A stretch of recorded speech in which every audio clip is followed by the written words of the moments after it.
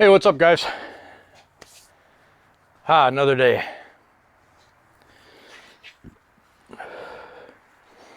Okay, so today I'm going to relocate the oil sending unit, bolt up the starter. I'm gonna flush the oil system out. I'm gonna fill it up with cheap oil. Now, I know what you're thinking. You're thinking, you ain't gonna put that 1040 in that diesel. And I am. And let me tell you why. Because this oil is only gonna be run in that engine for 15 minutes. And then it's gonna get dumped out and thrown away. And this is $80 worth of oil. And I figured $80 and throw it away after 15 minutes and then put in, you know, $150 worth of oil. Makes a little bit of sense to me. So we'll get rid of this. This is broke anyways. I've got a new one. We'll plumb in the new one. We'll find a place to mount it. We'll put a pre-filter on. We'll bolt up the starter. Well, first we'll relocate the oil pressure sending unit, bolt up the starter, flush the system, maybe a gallon or two of diesel fuel, just run it into the valve covers and let it set in the oil pan for 10 minutes and then drain it out. Might do that 2 times. And then we'll oil this puppy up. We'll hook up some battery cables and we'll whir it over a little bit.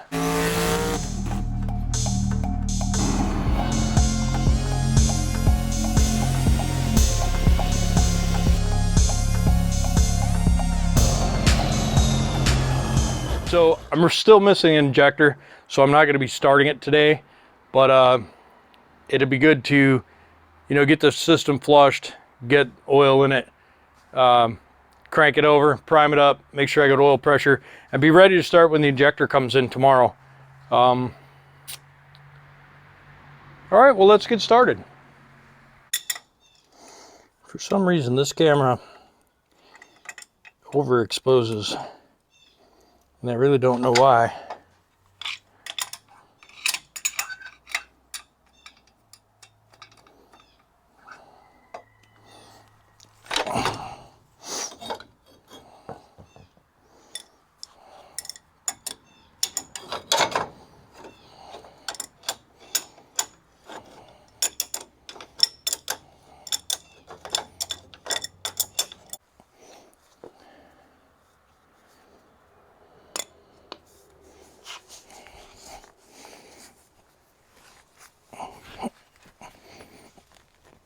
Let's see. Let's pretend that this is going to be this way.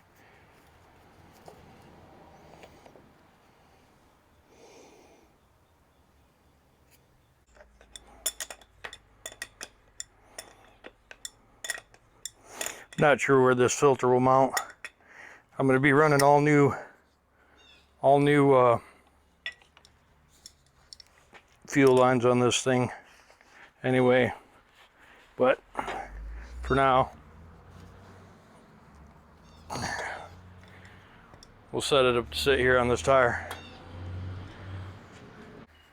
All right, so I just got done wire wheeling this. I mean, you know, I'd have brought you over there with me, but if you've seen me wire wheel something once, you've seen me wire wheel. So nothing new and exciting happening when it comes to me running a wire wheel. So I'm going to put a little of this thread sealer on there. I'm going to try and do something a little different when I come back from work this month, or this time I should say, not this month, but when I come back from work this time, I'm going to clean off all my tool carts, and then I'm going to start keeping a tool cart at the job rather than, you know, like right now I'm using this tire. And there, that'll be the fuel inlet. So we'll rig this up, maybe make a bracket for right here, and then maybe make a bracket for right here, temporary, and then this will be the fuel inlet. So take a peek up here. You you know, the top end's all been cleaned up and oiled. We are still waiting on an injector. I don't know if you can see right here. This cylinder has an injector, and this cylinder has an injector, and this cylinder has a blue Scott shop towel. It probably won't run great with the shop towel in there, so we'll have to put an injector in there, but for now it's good. Come down here, see if I can get you a good view.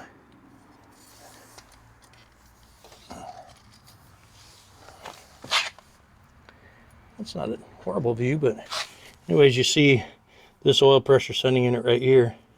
It's on a T. I'm going to take this one off and cap that for right now.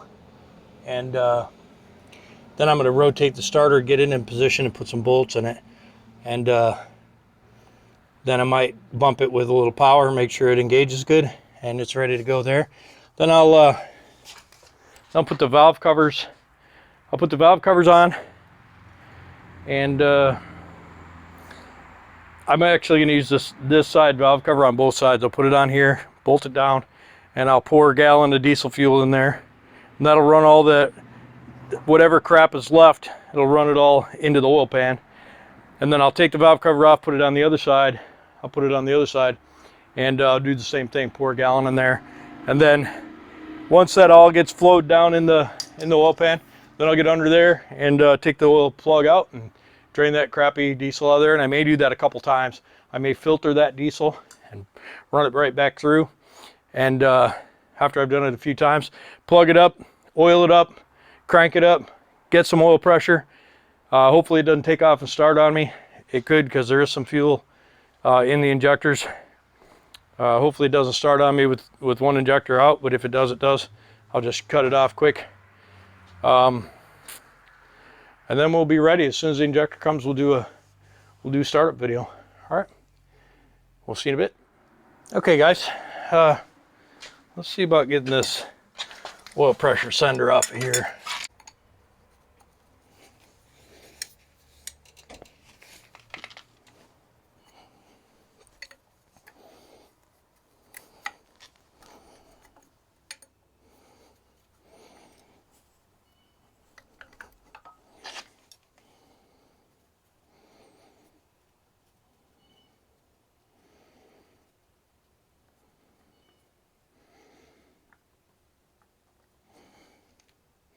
Oh yeah, a little bit of Black Death running out of there. Man, I've been having all kinds of trouble with my cameras. All of a sudden, they're both telling me there's not enough space. So I've been, I know that sounds like I'm dumb, but it shows in the settings that there's plenty of space. Yet when I try and record or I try and move a file, it tells me there's not enough space. So you know, one of my phones says it has 115 gigs of space left, where the other one says it has, you know, 2 gigs or whatever. So I know maybe because some of the space isn't really accounted for, you know, because it doesn't see that iMovie or something has it locked up. But anyways, I've been having a lot of trouble. I ordered some things to kind of alleviate some of the data space problems, but we'll see how it goes. I'm going to try and get by for today. I got something coming tomorrow, help out. So got the oil pressure gauge plumbed in. So we'll be able to see if it gets pressure. Now the starter is able to go right where it needs to go, which is right there. I just need some starter bolts, and we'll start bolting this thing together.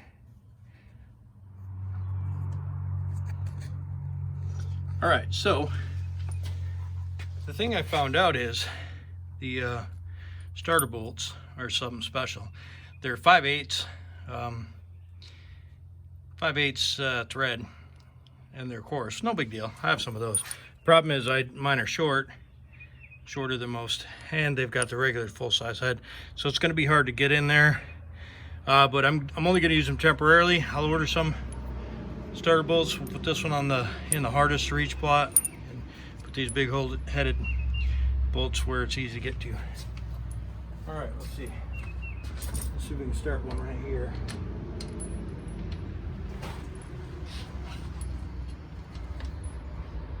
Ouch.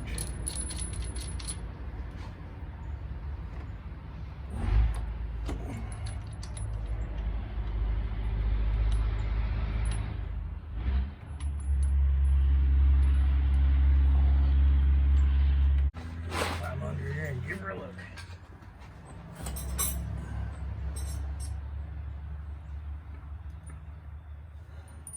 Yeah, the oil pan's pretty beat up on this jalopy.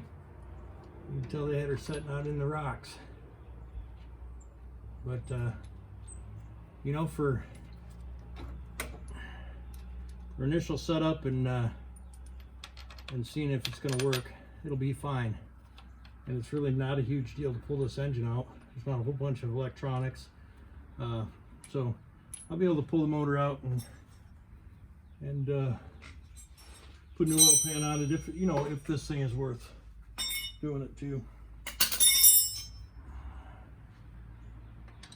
Confined space, you know, you can get the wrench to get on the head a little bit better. Plus it's you can put a little more, put some groceries on it when you're trying to tighten it up versus, you know, not being able to put some on it. I could actually take another bolt off the 8V, and you know, that starter's not going to be on that engine anyways. When if that engine goes in crystal, it's going to have, you know, one of these 39MT gear reduction high torque jobbies.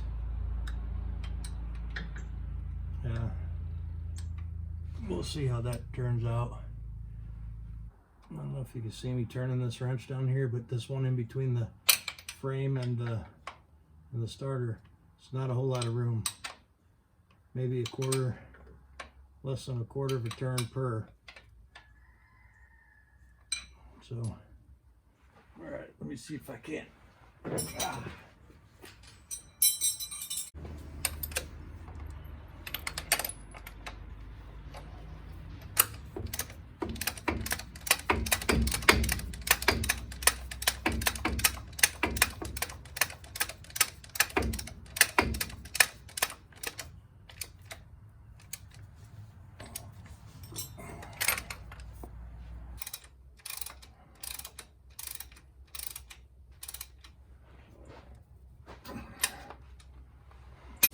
Run some battery cables, do a it's like a negative there and a positive up here. How to get it. All right, so we're gonna go ahead and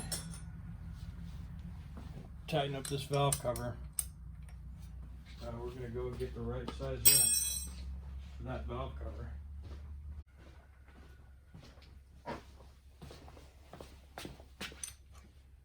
Alright, so we're going to snug this thing up. And then we're going to do something that some of you are going to cringe. And some of you are going to go, oh yeah, been there. So, trying to do big stuff like this out of a 5-gallon bucket of dirty diesel fuel, and it, you know, it does okay, but it's not what I want. Okay, so that's done. We're going to take this off, and this is the part that makes people choke a little bit.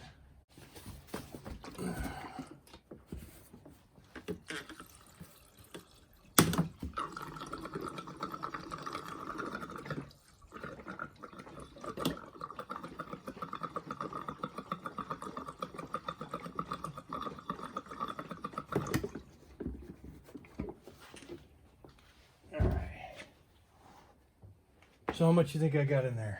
Half gallon? Gallon maybe? Smells good. That's what it says, right? Diesel? Diesel goes in there, right? Let's get a look at it.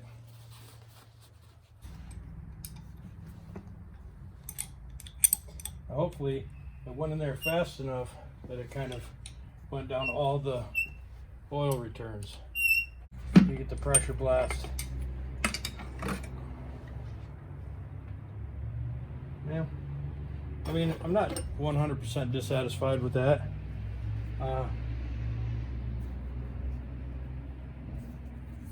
Clean this off pretty nice. Clean down these drains good. Yeah, that's not horrible. I'm not disappointed.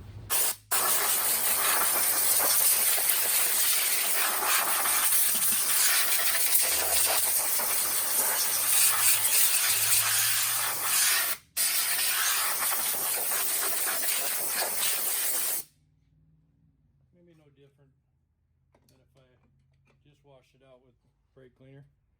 But I feel better about diesel fuel because at least it's got some lubrication properties. So I don't know, maybe for the other side I won't do that. Maybe I'll just take the valve cover off and use my little aerosol or my little pressure can and spray it down and flush it that way.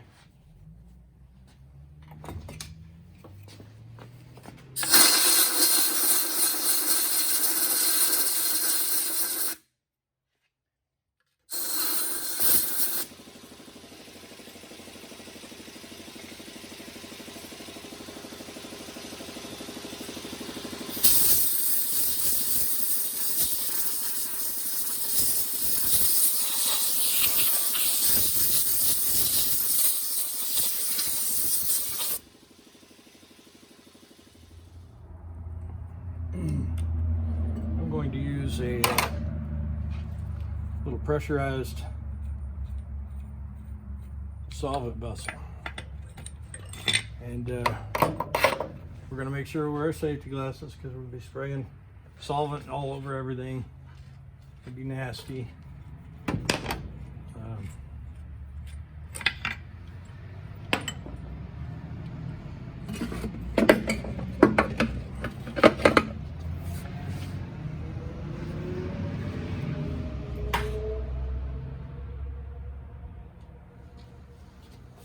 Here is the Sure Shot pressure vessel. That's what I'm going to call it, and it's it'll shoot anything that aerosol sprays can shoot. And you basically take this off, you fill it up, you put this back on, you hit the air valve with some air, put about I don't know, 10-15 psi in there. I'll show you how it works.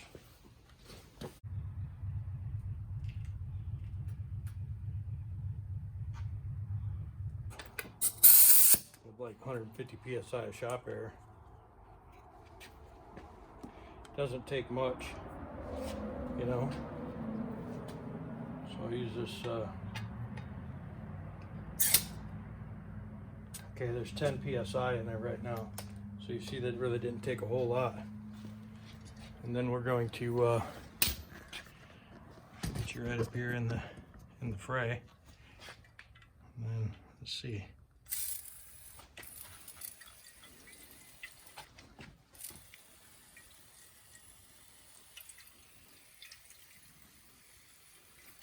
Let's hose that stuff down, and I think we can adjust that stream a little bit.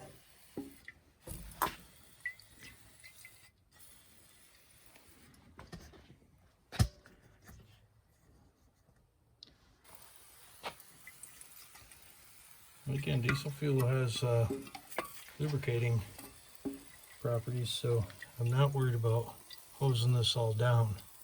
It actually gives me a little bit of satisfaction because I know that it's a lubricant. I know that it's doing a good job of cutting grease and whatever. Somewhere it says Wow. You can put 200 PSI in this thing, it says. Wow, that's crazy. I would have never thought that.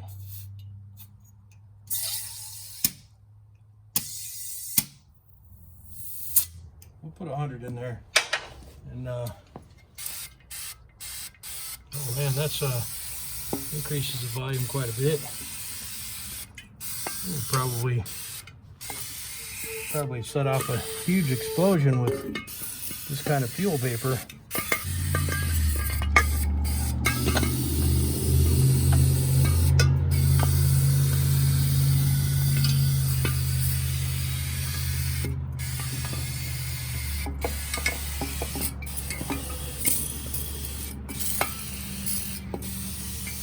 It's really doing a good job. I really like this thing. So far, so good, yeah?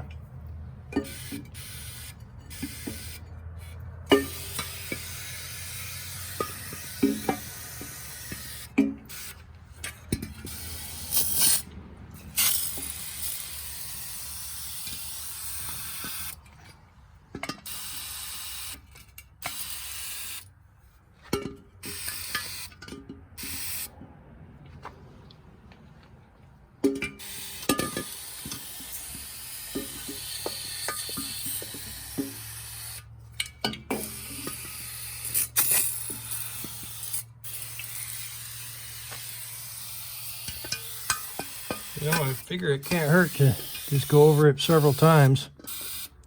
Get whatever crap is up in here. Get it rinsed out. You know, get it down in an oil pan. And we'll drain it out. Here comes the snap-on guy.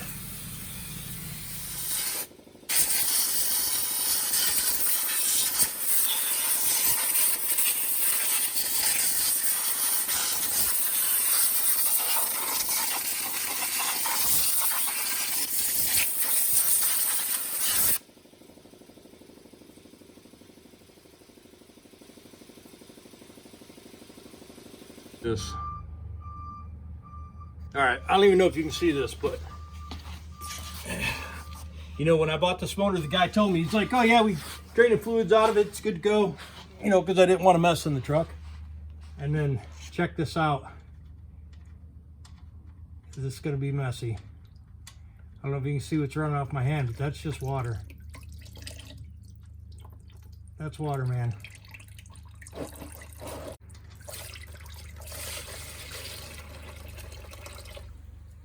The only thing I can hope is that there was only enough water in there to fill the pan and not water just sitting up on the crankshaft. Now that's oil, so that's good. The good news is that oil floats on water, right? So hopefully the oil was up on the crankshaft and that the whole inside of the engine's not as rusty as I think it is. And the reason those valve covers and those rockers were as rusty as they are is because this thing was sitting outside.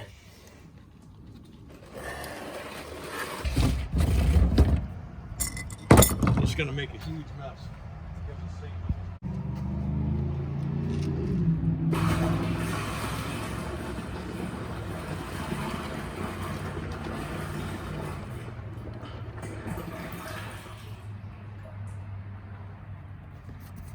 Yeah.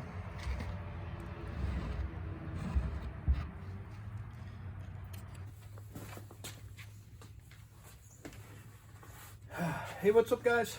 I snuck out in the shop a little early today. I wanted to get some oil put in. So there's an 80% chance that this engine's no good. Yesterday, it's funny, I called this guy and I said, hey, you know, I'll take this motor. It's supposed to be low miles, you know, 100,000 miles. I said, I'll take the engine. I said, hey, I'm driving a brand new truck, so can you just get all the fluids out of it? And that way it doesn't leak all over in my truck. He's like, yeah, we can do that. So I get up there and I should have pulled the valve covers. I was going to, and we started to, but from pulling the engine out, they had bent one of the brackets over, and it was kind of blocking the valve cover, and we couldn't get it off easy. And I was like, you know what, whatever, it looks pretty clean, it should be fine. So, you know, I brought it home, and then I straightened out those brackets, and I got the valve covers off, and it was all rusty in there. And I thought, well, maybe you spent a lot of time idling because, you know, it was in a fire truck and, you know, whatever. And so, y'all went through, and you've seen me go through and clean up all that rust, change pieces on the top end, and yada yada yada yada. And so yesterday, I flushed down the oil system with diesel fuel, and I got underneath to drain the diesel fuel out, and the first gallon that came out was water, just plain clean water, and then about 4 gallons of oil, and then about a gallon of oil diesel fuel mix. So the thing sat with a gallon of oil, a gallon of water in it. Now, the thing is, oil floats on water. So the water was all the way down in the pan, and the oil was probably all over the crankshaft. And I'm hoping that the inside of the motor is not as rusty as I think it's going to be. But anyways, to drain that all out, I left the oil plug open all night. I'm going to put the plug in right now. I'm going to fill it up with this cheap O'Reilly oil, and get some batteries on a charger and get some cables ran, and see if I can't wheel the thing over and see if it's got any oil pressure. I'm pretty disappointed though, but it's not a ton of money. I got a pretty good deal on the motor, and even if it is as junk as I think it's going to be, it's worth having the pieces. So worst case scenario is I'll buy another motor, one that I hear run and check out thoroughly before buying it. Spend the extra $1,500 or $2,000 on it, and just bring it home and swap this out. I need to do some frame reinforcement anyways, and a whole bunch of other stuff to the car, so it's not a huge deal. Pulling the motor in and out of this is like a 15-minute job. What else? So I guess what I'll do is I'll get the drain bucket out from under there, put the drain plug in, and start pouring the coals to this thing, and I'll just put you on a I'll just set you up out there so you can kind of see me, and I'll talk to you every once in a while. Thanks.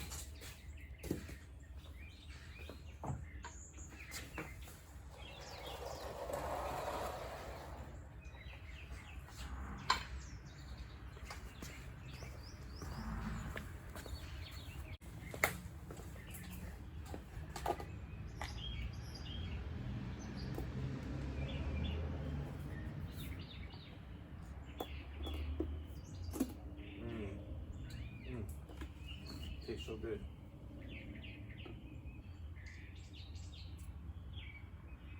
And just to recap, yep, I'm putting the cheapest oil I could get my hands on at O'Reilly's. It's just plain old 1040. It doesn't have all the stuff in it that a diesel needs. But this is 15-minute oil. I'm not sure if this engine's any good. It costs $80 for 5 gallons of oil. I didn't want to spend $120 on oil. I figured $80 was enough to just see if it was going to work. So, you know, it is what it is. Let me see. So I know I need to put an oil filter on. So I think I'll do that. I'll put 1 more gallon in the pan, and then I'll put an oil filter on. And then I'll keep going.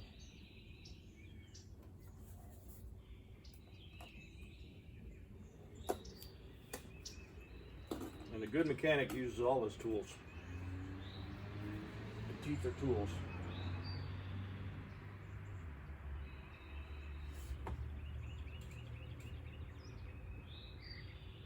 This makes doing the oil change slightly annoying.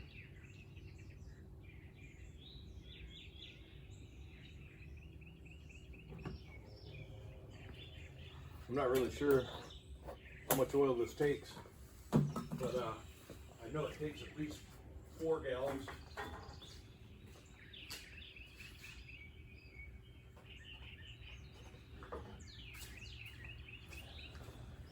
So I'm gonna check this filter for size, make sure it actually goes up on there before I fill it up with oil, so you don't freak out. I think I'm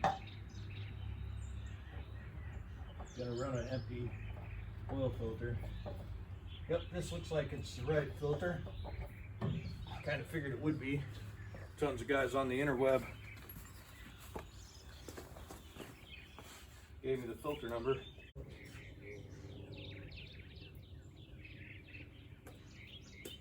I reached out to the Facebook group, bunch of good Detroit guys out there, and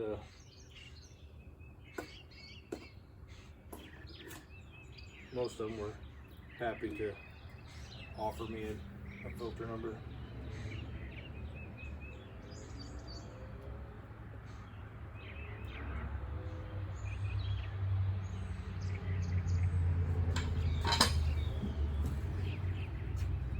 You want to make sure you fill that up with oil and run you a little oil around that O-ring.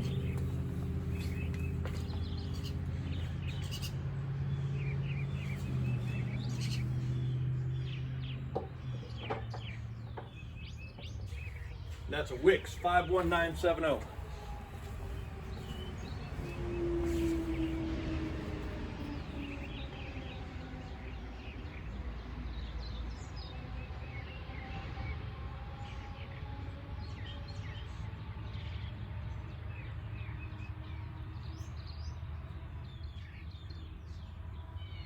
So these are 5-quart containers, your typical oil change container.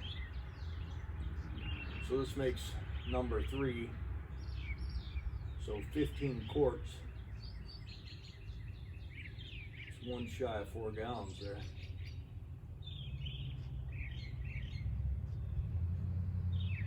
So we got 5 quarts left. After this, obviously, let their motor sit out in the rain, crash into it with whatever loader they use to take it out. I can tell you right now, I won't be buying anything else from those guys.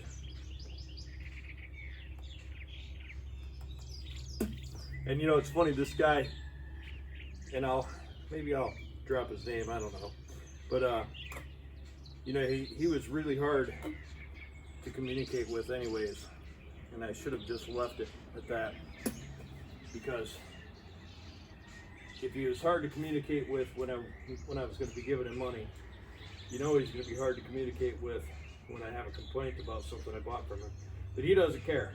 I sent him a message, a couple different messages about different things, and he never even replied. So he doesn't even care.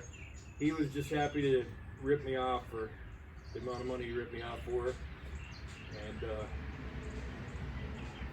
and not worry about repeat business. I don't do that. I feel obligated to give people all the information so that if they buy something from me, they know what they're getting. And then, maybe later I have something else for sale and they'll buy from me again. And I guess a lot of people aren't like that. They just want the one-time buck. And I guess that's what makes their world go around. That's fine. Well,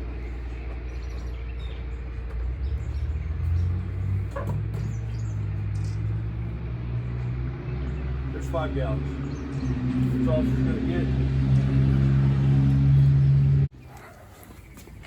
Okay.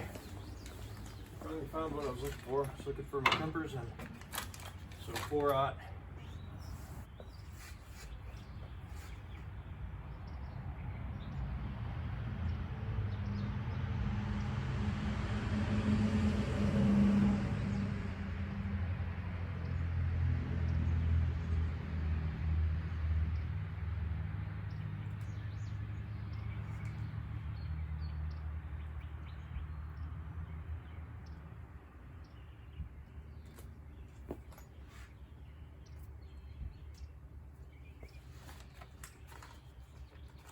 Okay, so the only 4/0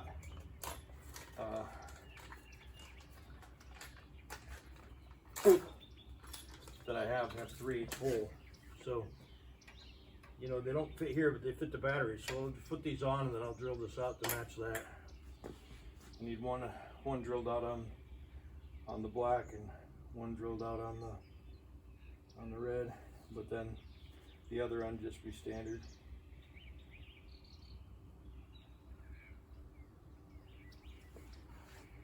Yeah, I used to solder these on, but then after one came off on bucket, I decided I was just gonna crimp. You know, everybody told me, oh, crimp is so much better,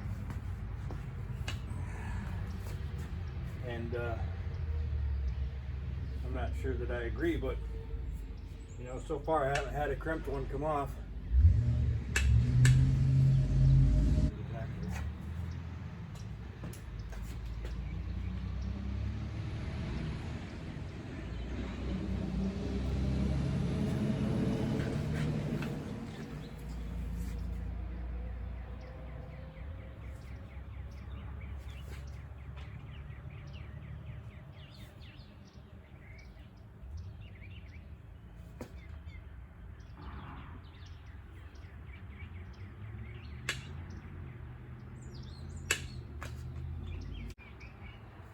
You know, stragglers that time.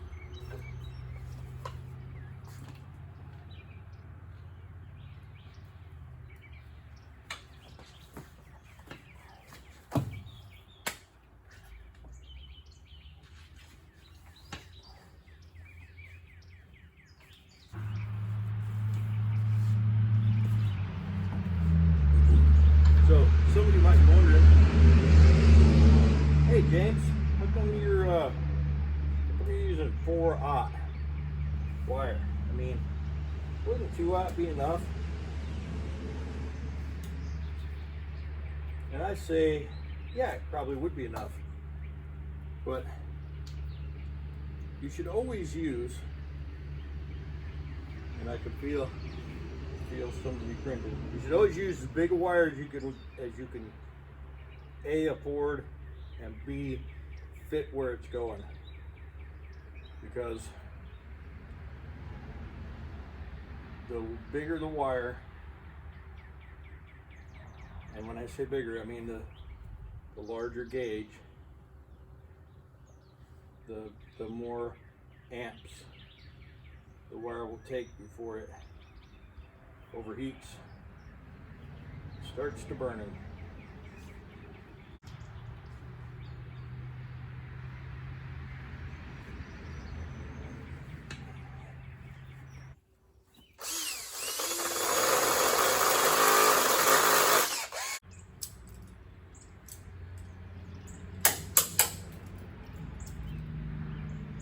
When you weld with your vice grips, they tend to not work very good afterwards. Drill bits do a pretty good job of augering stuff out. Alright, so we obviously just need some nuts. I don't know what it's going to do with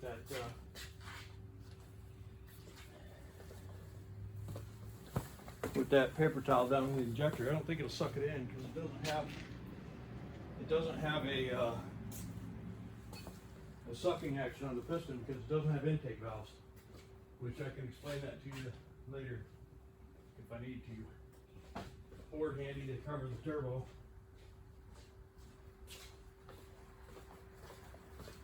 If it starts and tries to run away, I'll put this board over the intake on the turbo.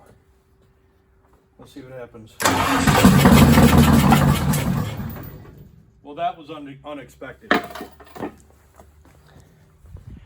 That was unexpected. That was totally unexpected. That thing started right up. I was expecting to just crank it over and see if we had oil pressure, and the thing started right up 2 turns. Unbelievable. Dang it. Here goes my will it start video.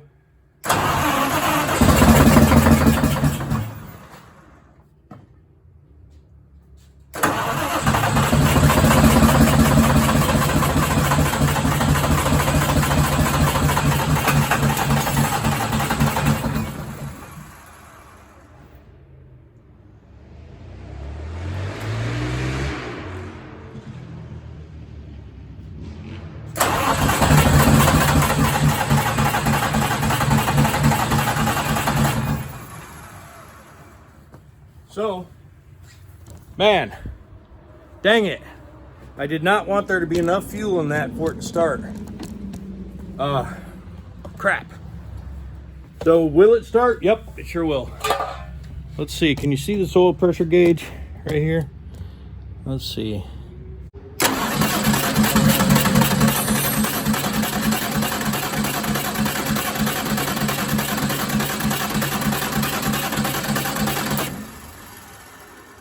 So it carries 20 pounds of oil pressure just cranking. So, dang it. Man, I really didn't want it to start. I can't express to you how disappointed I am that that thing fired in one hit. So I got a big bad oil leak. Yep, it's just pouring out. So I gotta get a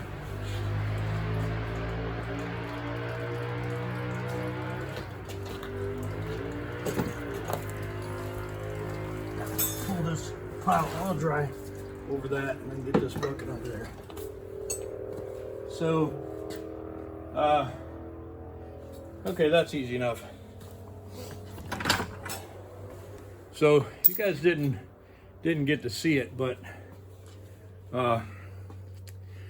this engine, the turbocharger, was shot. It was locked up tight as a drum, and so I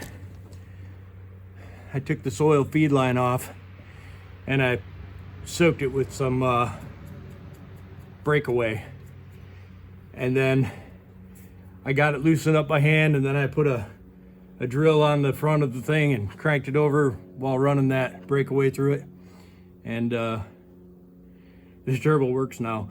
So I forgot to put this oil feed line on, and that's where the oil leak's coming from, is just running down the turbo.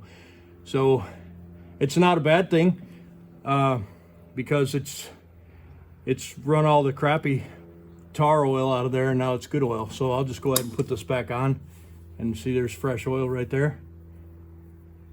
So I'll put this back on, and this thing will be ready to start up as soon as we get that other injector. So I'm looking forward to that today.